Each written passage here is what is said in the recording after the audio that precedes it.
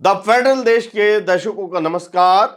आज की हमारी स्टोरी चमक धमक के पीछे छिपे अंधेरे की है। आपने अक्सर देखा होगा सोने और चांदी के बढ़ते घटते दाम, लेकिन क्या आप जानते हैं कि इन उतार चढ़ाव का असली असर किस पर पड़ता है?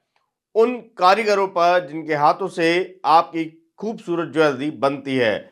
दिल्ली की तंग गलियों से लेकर बड़े शोरूम तक आज हर कोई परेशान है। सुनार, कारीगर, वर्कशॉप मालिक सब एक बड़े संकट से जूझ रहे हैं। हजारों लोग अपना हुनर छोड़कर अपने घर वापस लौट रहे हैं। हम आपको दिखाएंगे कि कैसे सोने चांदी का खेल इन कारीगरों की जिंदगी का खेल बना रहा है। बने रहिए हमारे साथ, क्योंकि ये कहानी सिर्फ कीमतों की नहीं बल्कि सपनों के टूटने की है। सोने की आसमान छूती कीमतें और बाजार की अस्थिरता, खामियाजा भुगत रहे हैं गहने बनाने वाले कारीगर। नए ऑर्डर नदारद हैं और वर्कशॉप खाली पड़े हैं। क्या ये इस पारंपरिक हुनर का अंत है? एमसीएक्स के आंकड़े कुछ भी कहें, लेकिन बेरोजगारी की ओर बढ़ते ये कारीगर एक अलग ही कहानी बयां कर रहे हैं। जैसे पहले काम थोड़ा सा ज़्यादा था काम। अब क्या है, जब से भाव अचानक से बढ़ा है, जब ये एक साल में, पिछले एक डेढ़ साल में, तो सर हमारा तो मतलब तंगी पे आ गए हैं हम। अच्छा, तंगी हाँ, पे। तंगी पे आ गए हैं, मतलब अच्छा। ऐसे हो रहा है कि मतलब खर्चा निकालना बहुत मुश्किल है। अच्छा। चूँकि जो बड़े ज्वेलर्स हैं, जैसे जैसे रेट बढ़ता गया ना, वो जो एक कड़े वगैरह हम बनाते हैं, इसकी लेबर वो कम करते गए। ठीक है। और हमें कंपटीशन में जैसे लेबर को जो है कम करनी पड़ी है। मतलब सारी मार्केट का वही हाल है। और इन केस जैसे किसी की पेमेंट आ गई, तो अगर हमने कम रेट पे बुक किया हुआ है जी। और पेमेंट आ गई, हम सोना बाई नहीं कर पाए, जी। घंटे 2 घंटे 4 घंटे में रेट ऐसे होता है कि मतलब बहुत परेशान है, मतलब एक्चुअली बहुत तंगी तंगी वाली हालत है इस टाइम। सर पहले ना 22 कैरेट से कम में हमारा चूड़ियों का काम बनता नहीं था। बहुत रेयर केस में कभी कोई कस्टमर ऐसे है तो बनता था, वो भी 20 कैरेट, मतलब 84 वाला बनता था। अब क्या है कि मैक्सिमम 80% ऑर्डर 18 कैरेट में आने लगे हैं। जो 22 कैरेट वाला था सामान, अच्छा। रेट बढ़ने की वजह से शिफ्ट हो गया है 18 कैरेट में। अच्छा। और पीछे से अब धीरे धीरे डिमांड आ रही है कि 14 कैरेट का बनाओ भाई। 14 कैरेट में, अब 14 कैरेट का सामान बनाने में थोड़ा मुश्किल है। अच्छा। तो सभी लोगों के पास जो है ना, इस तरह की व्यवस्था नहीं है कि 14 कैरेट का सामान बना पाएँ। अच्छा। उसके लिए मतलब जो वेस्टेज वगैरह है, जो हम लेबर इसमें जोड़ते हैं, वो थोड़ा कास्ट बढ़ जाता है उसका। और कस्टमर पीछे से देने के लिए राज़ी नहीं है। सोना महंगा हुआ तो ग्राहकों ने 18 कैरेट का रास्ता चुन लिया। सुनने में ये आसान लगता है, लेकिन एक कारीगर से पूछिए, 18 कैरेट मतलब ज्यादा मेहनत, ज्यादा वेस्टेज और कम बचत, यानी काम दोगुना और कमाई आधी। क्या मॉडर्न ज्वेलरी की ये दौड़ इन पारंपरिक कारीगरों को निगल जाएगी? काम जीरो हो गया है इस टाइम सर। एक्चुअली क्या है कि ऑर्डर लेने के बाद शोरूम वालों को नुकसान हो जा रहा है। जैसे सपोज कीजिए 180 में आपने ऑर्डर ले लिया, हम नहीं शोरूम वाले, तो सामान बनते बनते 10,000 20,000 रुपये का भाव बढ़ जा रहा है, तो उनका बनाने का क्या फ़ायदा। मान लीजिए कल का भाव था करीब करीब 190 प्लस, अगर कस्टमर से 180 का भाव लिया है, 10 ग्राम पीछे 10,000 रुपया बढ़ गया तो मेकिंग भी चली जाएगी जेब से। तो काम तो है नहीं ना, काम कौन करने को राजी नहीं है। अब शोरूम वाले ज्वेलरी ज्यादा बनवा नहीं रहे।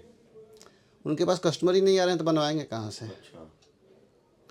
अब कौन कस्टमर आएगा। मान लीजिए किसी का बजट 1 लाख का होगा, 2 लाख रुपये भाव हो गया तो बजट तो नहीं रहा ना। जी।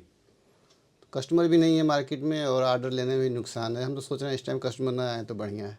अच्छा, वो किस वजह से? वही फ्लक्चुएशन जो हो रही है। बिल्कुल, जैसे मान लीजिए अब 180 का, अब 1.5 लाख का कोई भाव बुक किया है, अब 20,000 बढ़ जाएगा 10 ग्राम पीछे, तो नुकसान है कि नहीं है। कस्टमर तो कहेगा हमको उसी रेट में दो।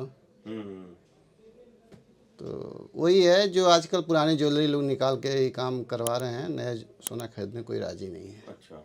सर मैन्युफैक्चरर्स यूनिट में क्या है, जो वर्कर हैं वो तो काम छोड़ छोड़ के गांव जा रहे हैं। अच्छा। अब कोई मान लीजिए 10 कारीगर रखा है तो बैठा के तो सैलरी देगा नहीं। एक दो कारीगर के काम करने के लिए काम ही नहीं है तो कहाँ से करेगा।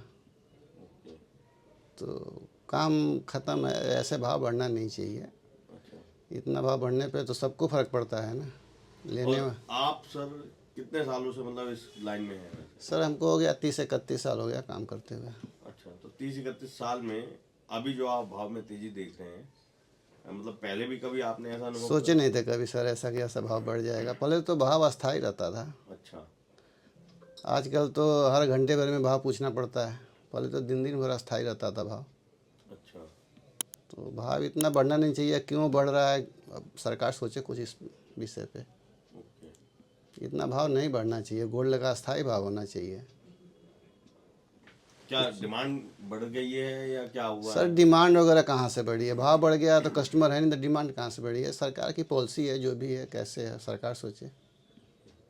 सुनने में तो बहुत कुछ आ रहा है, गवर्नमेंट स्टॉक बढ़ा रही है, किस रीजन से बढ़ा रही है, अब इस पर रिसर्च करना पड़ेगा लोगों को। यही है मतलब, सोने का काम ऐसे थोड़ी होता है, रोज़ 10-20-30 हज़ार रुपया भाव बढ़ता है। काम धाम है ही नहीं, काम ख़त्म किया कगार पे। अच्छा, क्यों? भाव बढ़ने की वजह से। अच्छा, तो मतलब क्या भाव बढ़ने की वजह से क्या डिमांड कम हो गई है गहनों की या क्या रहा है? कोई ले ही नहीं रहा है, ऑर्डर ही नहीं आ रहे, खरीद ही नहीं रहा है सामान वामान कोई, तो कहाँ से आएगा। अच्छा, पर जैसे दाम बढ़ रहे हैं तो हम आम लोगों के मन में तो ये है कि काफी खरीद फरोख्त हो रही होगी तभी दाम बढ़ रहे हैं इतने ज्यादा। तो कारीगरों के ऊपर वो चीज़ नहीं है ना, भाव अस्थाई होगा तभी काम चलता है। अच्छा, हम्म। तो अभी कितने दिन से मतलब हम ये कह सकते हैं कि आप लोगों का काम धंधा बिल्कुल बंद सा है? सारे दिवाली के टाइम से, जब से भाव बढ़ रहा है तभी से। अच्छा, हाँ, और शादी ब्याह के लिए भी कोई ऑर्डर है? वो ऐसा कोई कुछ नहीं। पहले जो 50 ग्राम का काम बनता था, अब लोग 20 ग्राम में मांग रहे हैं। अच्छा, हाँ हाँ, 18 का ही अब ज़्यादा, पहले 22 का ही चलता था, अब 18 का चल रहा अब है। 18 की डिमांड ज्यादा है। हाँ। तो दोस्तों आपने देखा कि कैसे सोने चांदी के भावों में आई अस्थिरता ने लाखों कारीगरों की जिंदगी पर गहरा असर डाला है।